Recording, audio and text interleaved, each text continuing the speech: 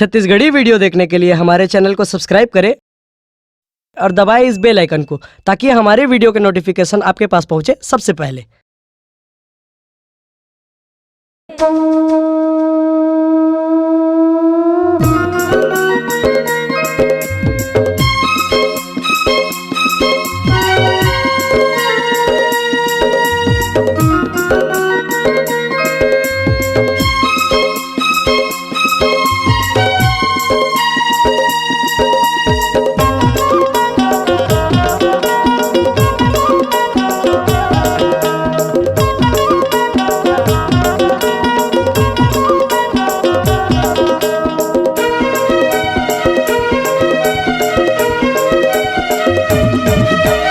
बड़ महिमा है घासी बाबा के, बड़ महिमा है घासी बाबा के।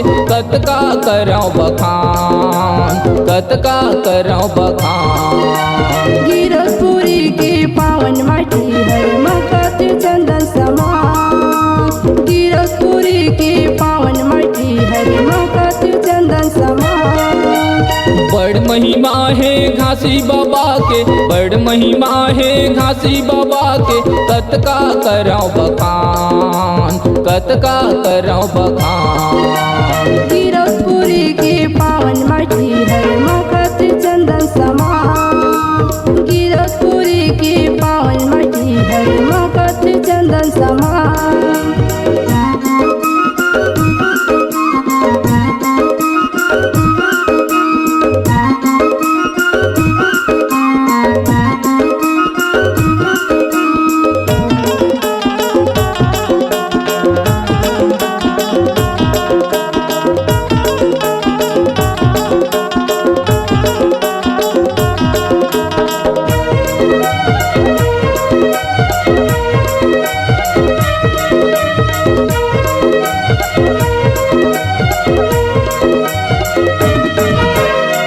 महीना के कठिन तपस्या मटोला थे धरती आकाश।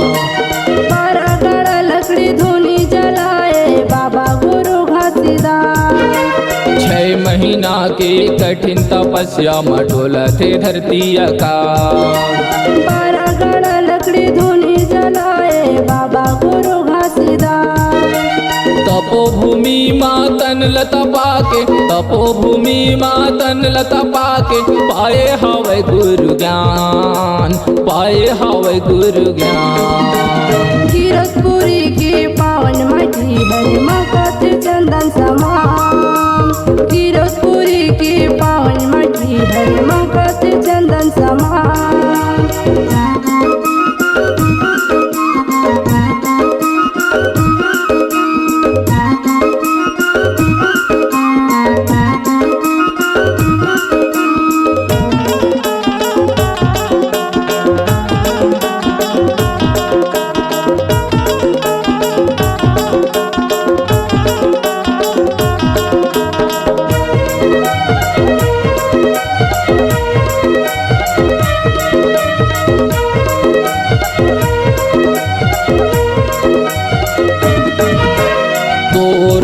के छै हम बाबा पिता थे हमर जिंदगानी।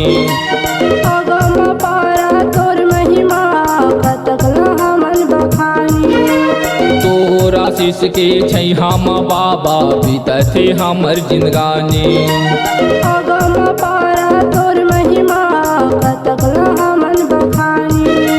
धन धन हे अमरौतिन दाइला, धन धन हे अमरौतिन दाइला। कोरा हज कर महान, कोरा हज कर महान। गिरधपुरी के पावन माटी है मकत चंदन समान। गिरधपुरी के पावन माटी है मकत चंदन समान। बड़ महिमा है घासी बाबा के, बड़ महिमा है घासी बाबा के। कतका करौ बखान, कतका करौ बखान। गिरधपुरी के पावन माटी है मकत चंदन समान। गिरधपुरी के पावन माटी है मकत चंदन समान। गिरधपुरी गिरतपुरी की पावन माटी है महकत चंदन समान। गिरतपुरी की पावन माटी है महकत चंदन समान। गिरतपुरी की पावन माटी है महकत चंदन समान।